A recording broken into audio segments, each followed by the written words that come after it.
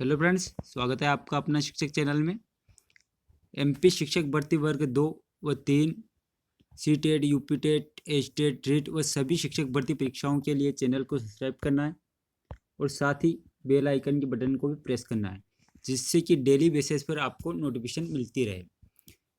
Friends, अभी जो exam चल रही है एमपी शिक्षक भर्ती वर्ग 2 की, उसका जो लेवल स्तर है बहुत ही टफ है और उसका स्तर टीजीटी और पीजीटी का लेवल का है। और उसी के अकॉर्डिंग मैंने अलग अलग बुक्स से बहुत ही वेरी इंपॉर्टेंट मोस्ट 30 क्वेश्चन निकाले हैं और उनका लेवल मुझे पता है क्योंकि मैंने ये स्वयं इस एग्ज़ाम को दिया है। 17 तारीख को मेरा पेपर था। तो शुरुआत करते हैं पहले क्वेश्चन से। लुसेंडन ने शिक्षा तकनीकी को कितने रूपों में विभाजित किया है? तो लुसेंडन ने जो मनोवैज्ञानिक है, उन्होंने शिक्षा की जो तकनीक है उसको 3 भागों में रूपांतरित किया है। 3 भागों में विभाजित किया या रूपांतरित किया है इसको। तो अपना तीसरा ऑप्शन सही होगा। अगला है, निम्नलिखित में से कौन सा सिद्धांत श्रव्य दृश्य सामग्री के प्रयोग पर लागू नहीं होता है? तो यहाँ पे देखते हैं अपन। पहला है अपना उद्देश्यों की प्रतिपूर्ति का सिद्धांत, दूसरा चयन का सिद्धांत, तीसरा है प्रभावशीलता का सिद्धांत और उपादेयता का सिद्धांत। तो फ्रेंड्स, यहाँ पर चयन का सिद्धांत ये तो लागू होता है इसमें, क्योंकि दृश्य श्रव्य सामग्री को चयन करने के लिए बच्चे का लेवल देखना पड़ता है, व्यक्तिगत भिन्नता देखनी पड़ती है, उसी के अकॉर्डिंग कौन सा सिस्टम उस पर लागू होता है उसका चयन करना पड़ता है। प्रभावशीलता का सिद्धांत, यह उस पर कितना प्रभावशील है यह भी अपने को देखना पड़ता है। उपादेयता का सिद्धांत इसको बोलेंगे, या फिर उत्पादकता, उससे बच्चा कितना ग्रहण कर रहा है यह भी सिद्धांत उस पर लागू होता है। परंतु उद्देश्यों की प्रतिपूर्ति का सिद्धांत, उद्देश्य ये दृश्य और श्रव्य साधन का अर्थ ये नहीं है कि उससे कि जो उद्देश्य उसकी पूर्ति की जा सके, उससे उद्देश्य की पूर्ति नहीं होती, ये केवल एक साधन मात्र है। तो इसका ए ऑप्शन सही होगा। अगला है, जिस पाठ्यचर्या में एक पाठ के ज्ञान को अगले पाठ के ज्ञान से परे पूरे अध्ययन कार्यक्रम में संबंध किया जाता है उसे कहते हैं। तो ऊर्ध्वाकार पाठ्यचर्या, प्राकरणिक पाठ्यचर्या, कुंडलित पाठ्यचर्या और क्षैतिज पाठ्यचर्या। तो अपना चौथा ऑप्शन सही जाएगा, क्षैतिज पाठ्यचर्या। अगला है क्वेश्चन, निम्नलिखित में से किस पक्ष में अध्यापक निर्मित प्रमाणीकृत परीक्षणों में अंतर होता है? तो पहला है परीक्षणों की विश्वसनीयता और वैधता, दूसरा है परीक्षणों में सहिष्णुत समाहित विषय वस्तु, तीसरा है परीक्षणों में अंकन की विधि और चौथा है परीक्षणों को पूरा करने का समय। तो इसका जो सही ऑप्शन होगा, परीक्षणों की विश्वसनीयता और वैधता। अगला क्वेश्चन है, एक मानकीकृत परीक्षण की वैधता के लिए सर्वोत्तम मानदंड कौन सा होगा? तो मानदंडों की उपयुक्तता, विशिष्ट स्थानीय उद्देश्यों के संदर्भ में विषय वस्तु की उपयुक्तता, तीसरा है प्राकृतिक या भौतिक लक्षण तथा संचालन और समंकलन में आसानी, और चौथा है इससे प्राप्त समंकों तथा अध्यापक द्वारा निर्मित परीक्षण के आधार पर प्राप्त ग्रेड। तो इसका बी ऑप्शन, दूसरा ऑप्शन सही होगा, विशिष्ट स्थानीय उद्देश्यों के संदर्भ में विषय वस्तु की उपयुक्तता। अगला है, एक 5 वर्ष के बच्चे में दूसरों के प्रति प्रतिक्रिया तथा संप्रेषण में कमी है तथा असामान्य व्यवहार को बारंबार करता है, इस तरह के लक्षण किस चीज का प्रतीक है? तो यहाँ पर देखिए, संप्रेषण की कमी दिया है और असामान्य व्यवहार को वो बार बार कर रहा है। तो इसमें अपना सही जाएगा ऑप्शन शेषव स्वलीनता, तीसरा ऑप्शन। अगला है क्वेश्चन, श्रवण में विकृति की माप की जाती है हर्ट्ज में, डेसिबल में, वाट में और पाउंड में। तो अपना बी ऑप्शन सही जाएगा, डेसिबल में, क्योंकि ध्वनि का जो मापने का जो यंत्र है, ध्वनि जिसमें मापी जाती है वो डेसिबल में मापी जाती है, तो उसे अनुमान लगा सकते हैं अपन। अगला है, निम्न में कौन से स्वलीनता के लक्षण है?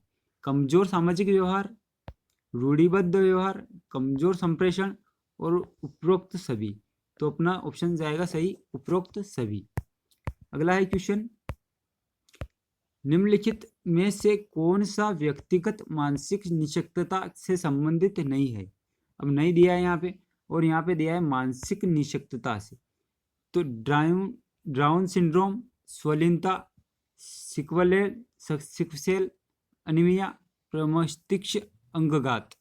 तो यहाँ पे देखिए अनीमिया जो रोग होता है वो तो रक्त से संबंधित होता है, तो अपना तीसरा ऑप्शन सही जाएगा, नहीं दिया है।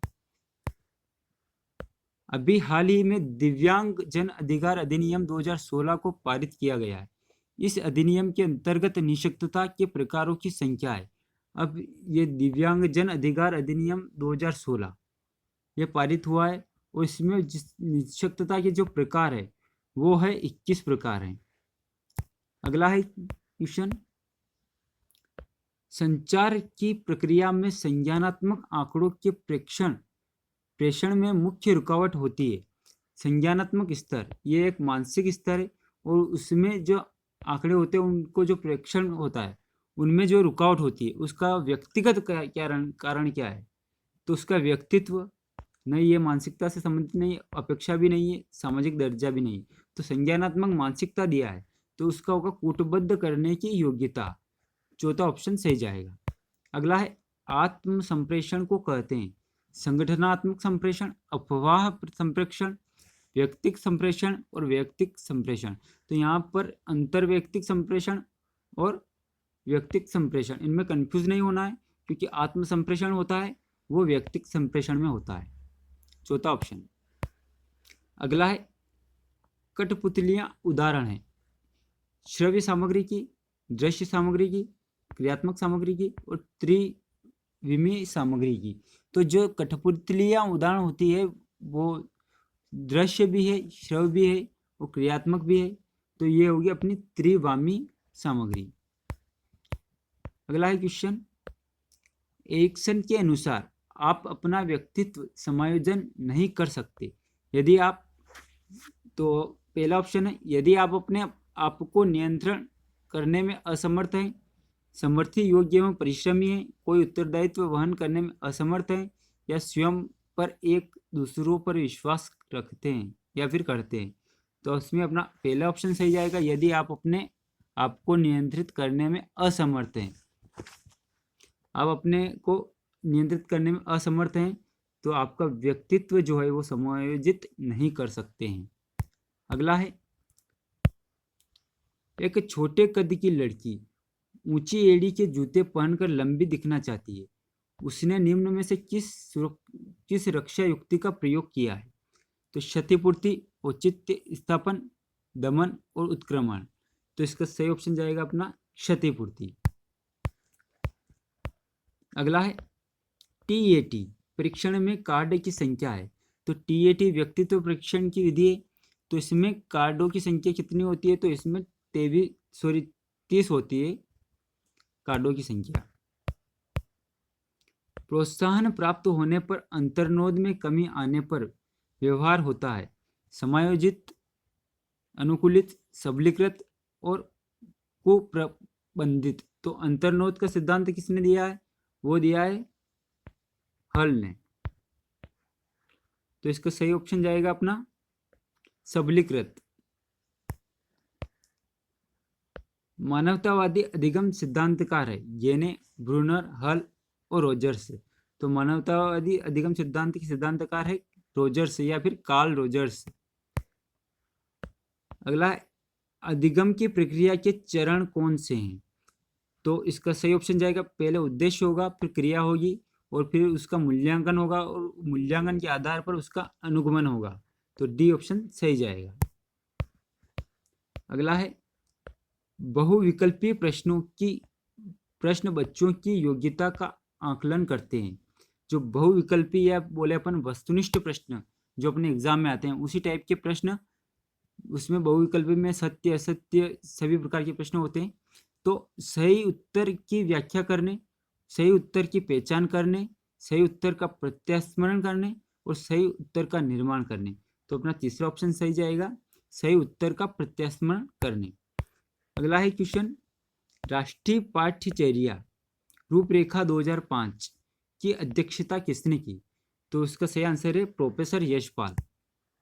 अगला है राष्ट्रीय पाठ्यचर्या रूपरेखा 2005 के अंतर्गत परीक्षा सुधारों में निम्नलिखित में से किस सुधार को सुझाया गया?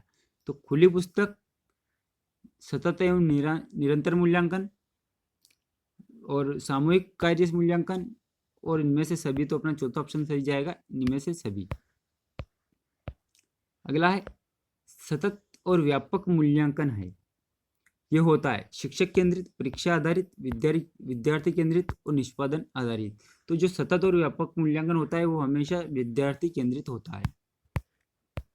अगला है क्वेश्चन, शिक्षा में ICT के उपयोग के संदर्भ में कौन सा कथन गलत है? पहला है बड़ी संख्या में शिक्षार्थी को शिक्षा से जोड़ना संभव होगा, अध्यापक की आवश्यकता नहीं होगी, अध्यापक की भूमिका सहजकर्ता के रूप में होगी, शिक्षा ज़्यादा प्रभावी होगी। तो देखिए क्वेश्चन आपको ऐसा लगता है कि अपने को कभी देखा हुआ नहीं है, ऐसा लगता है एग्जाम में, तो वहाँ पर आपको गलत दिया है, तो वहाँ पे नेगेटिव पॉइंट ढूंढना है अपने को क्वेश्चन में। तो यहाँ दिया है, दूसरा ऑप्शन दिया अध्यापक की आवश्यकता नहीं होगी, तो ये सही जाएगा। और इसके ICT के बारे में बता दूँ, ICT जो प्रक्रिया होती है ये अभ्यर्थी को प्रशिक्षित करने के लिए यथार्थ ये या फिर ये बोले वास्तविक जैसी परिस्थिति बनाई जाती है, क्योंकि जब वो वास्तविक परिस्थिति में उसका प्रयोग करेगा तो उसको कोई दिक्कत नहीं होगा, इसलिए उसको एक कल्प अपन बोले कि कल्पनात्मक ढंग से प्रशिक्षित किया जाता है उस वास्तविक परिस्थिति के लिए, वो होता है ICT। अगला है किशोरावस्था के लिए त्वरित विकास का सिद्धांत किसने दिया? तो उसका सही ऑप्शन जाएगा अपना स्टेनली हाल। विद्यालय को लघु समाज की संज्ञा दी है पियाजे, सोरेनसन, जॉन डीवी और किलपैट्रिक। तो विद्यालय को लघु समाज की संज्ञा किसने दी है? जॉन डीवी ने। अगला है किशोर के विरोधी व्यवहार का कारण क्या है? संवेगों में परिवर्तनशीलता, क्रोध, पारिवारिक जीवन कष्टमय होना और शारीरिक परिवर्तन। तो ये ऑप्शन अपना सही होगा, संवेगों में परिवर्तनशीलता। घनिष्ठ और व्यक्तिगत मित्रता किस अवस्था की विशेषता है?